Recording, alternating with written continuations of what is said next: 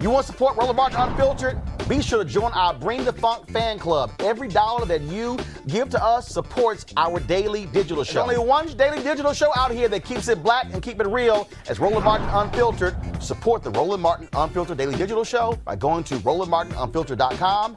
You can make this possible. We're in Elizabeth City, North Carolina, and we got possession of you just heard Harry mention the video. We could not play it yesterday. We had to bring it back here. Now we're able to play the video. Now, remember yesterday I showed you that camera that was actually pointed. It was two cameras, one pointed in different. They were pointing different directions. This is the video from the Elizabeth City Police Department. Listen to the audio on here as well. Guys, go ahead and play it.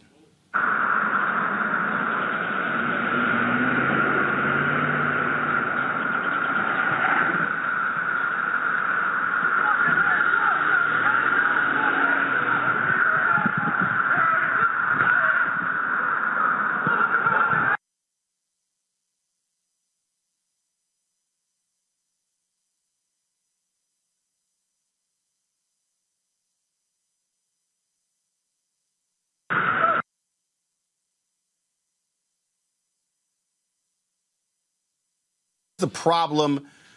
So look, this is the first piece of video that we've actually been able to see. This is the problem with the video. As you see, the camera picks up the traffic that is coming on the main road.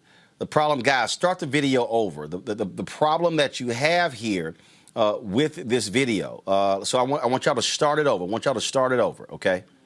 I want you to start it over. Go from the top. Start over, please. Go back to the top. Okay, so no. Go back to the beginning. I'll tell you when to play it.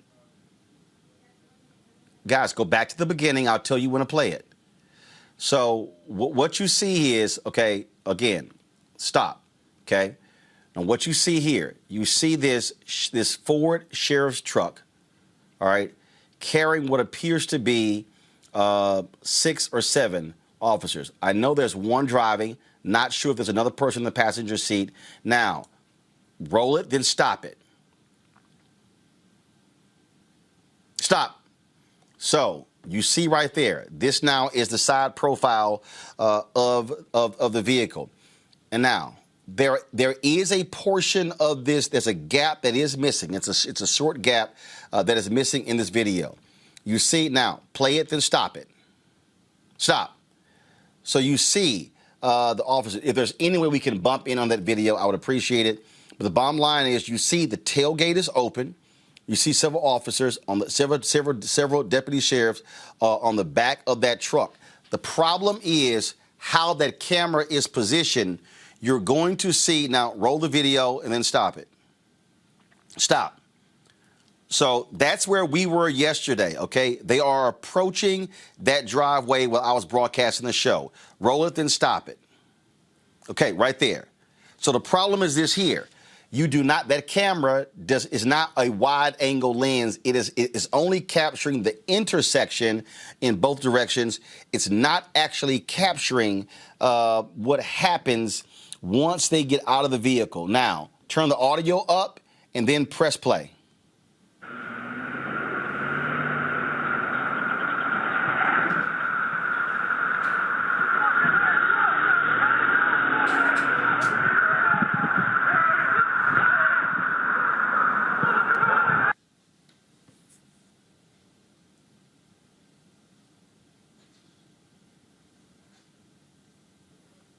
Now, what you're seeing is, let it keep rolling, and so you're seeing a vehicle. There was a white police car that pulled up behind him.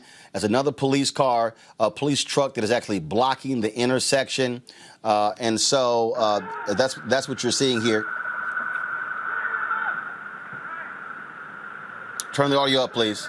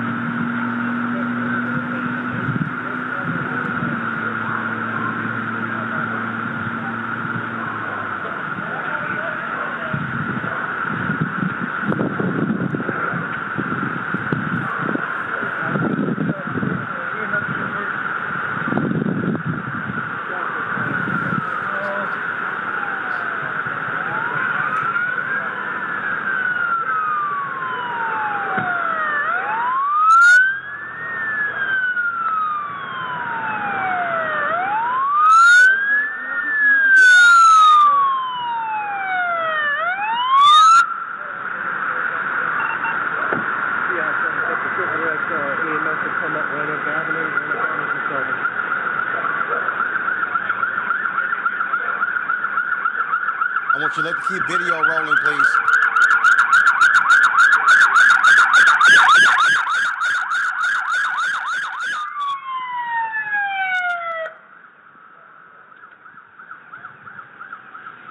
The Bar Association Political Action Committee, Robert Patillo, Executive Director, Rainbow Push Coalition, Peachtree Street Project, Monique Presley, Legal Analyst and Crisis Manager. Again, keep the video rolling, please. I want you to keep it rolling.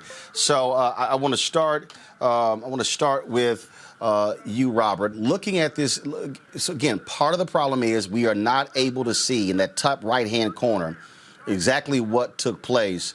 Based upon what the family attorney said, the officers came out. Now, folks, did the video pause?